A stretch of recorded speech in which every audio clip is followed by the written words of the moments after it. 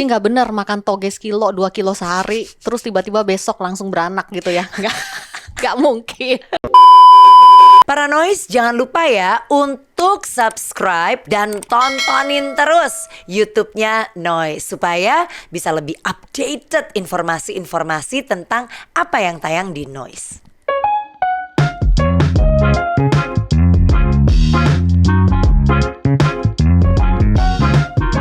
Racing Angels.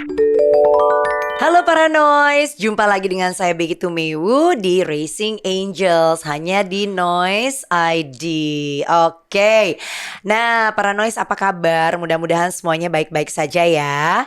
Dan seneng banget nih kita bisa ngobrol lagi. Dan hari ini kita kedatangan bintang tamu.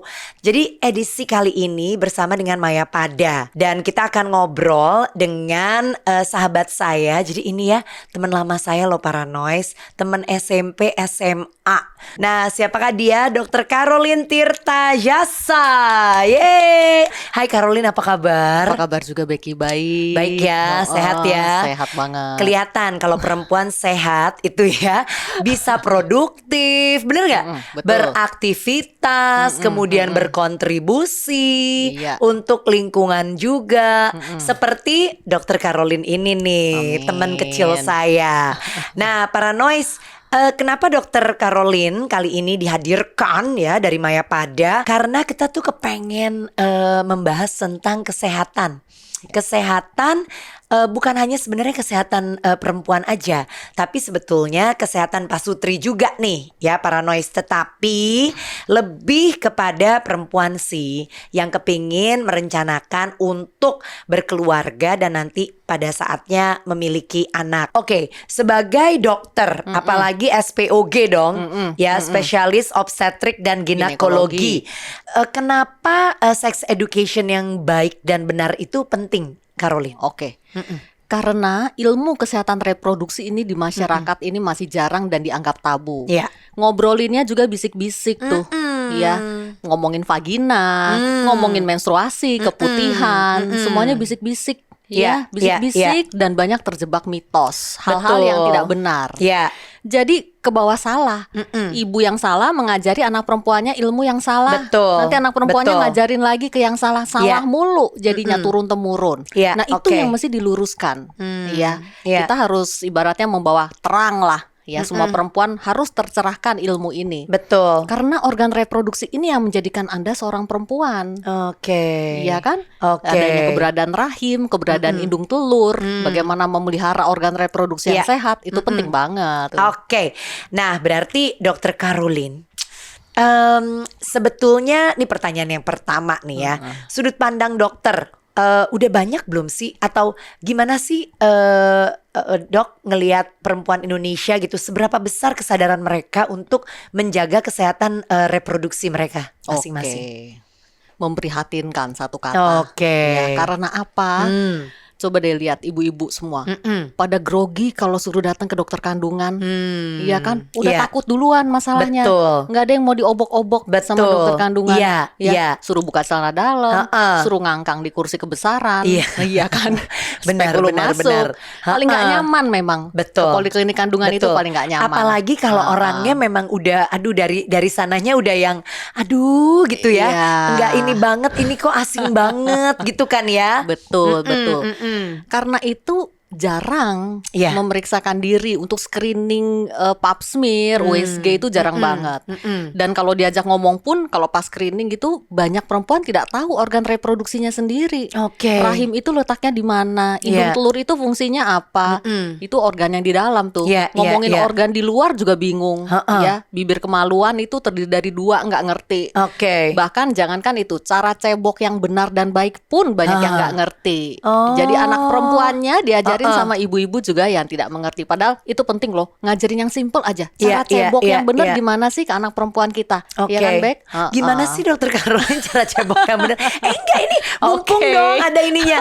Tunggu nih, ini teaser dulu nih. Baiklah. Cara cebok yang benar itu adalah dari depan ke belakang. Betul.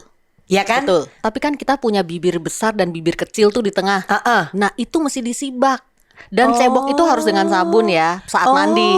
Harus oke. dengan sabun. Sabun boleh apa aja? Apa aja boleh, sekalian sabun mandi boleh. Kan dibilangnya jangan pakai sabun ini karena mengandung itu ini itu ini. Oh mitos, gitu. itu mitos.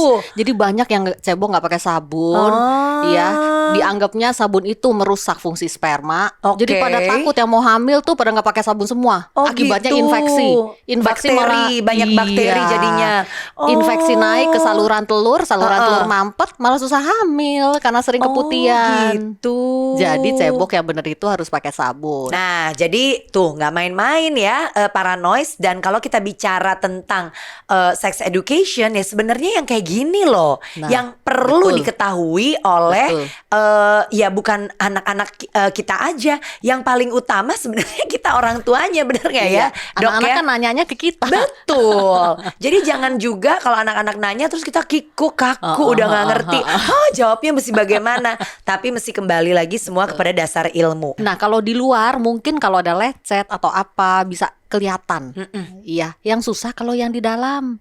Misalnya ada miom, kista, polip misalnya, atau bahkan di saluran telur ada pembengkakan saluran telur, itu cuma kelihatan pakai USG transvaginal, matanya lihat ke dalam. Ya, jadi kalau nggak pernah cek nanti kaget-kaget sendiri loh. Ada miom besar, udah besar, kista besar nggak ketahuan, cuma perut melendung aja kayak ibu hamil. Sangkanya hamil tapi ternyata tumor kandungan. Nah, berarti kalau berdasarkan lagi pengalaman sebagai seorang dokter, SPOG, Kak, gitu ya.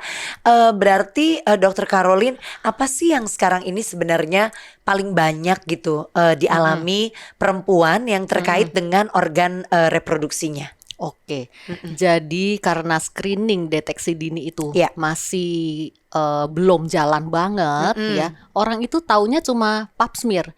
Yang penting saya udah pap smear, Dok, setahun sekali saya rajin kok. Tapi nggak pernah satu hal yang dilupakan, USG transvaginal. Oke. Ya, jadi kalau misalnya kita punya miom, ya, miom itu tumor kandungan yang tumbuh di rahim.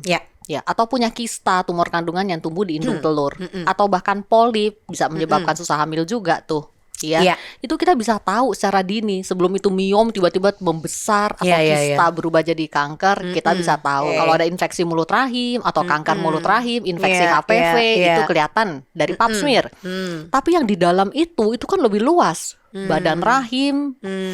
Saluran telur, indung telur di kiri kanan itu kan jauh lebih penting. Nah, itu matanya lewat USG transvaginal. Sekalian ngangkangnya sebetulnya, Bek. Jadi lu sekali ngangkang gitu ya, bisa langsung pap smear, langsung USG.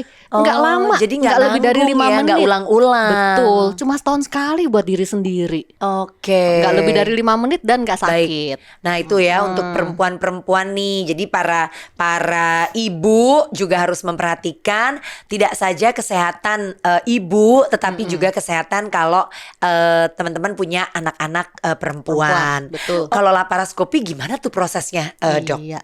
Laparoskopi ini adalah jenis operasi yang cocok buat yang takut operasi sebetulnya. Oke. Bagaimana tuh? Karena lubangnya kecil. Jadi nggak belek gede konvensional kayak operasi yang biasa. Iya. Karena lubangnya kecil ya, 1 senti, setengah senti ya, kecil-kecil, sembuh lebih cepat ya karena lubangnya kecil. Dan jauh lebih tidak sakit dibandingkan operasi biasa. Tingkat rasa nyeri minimal.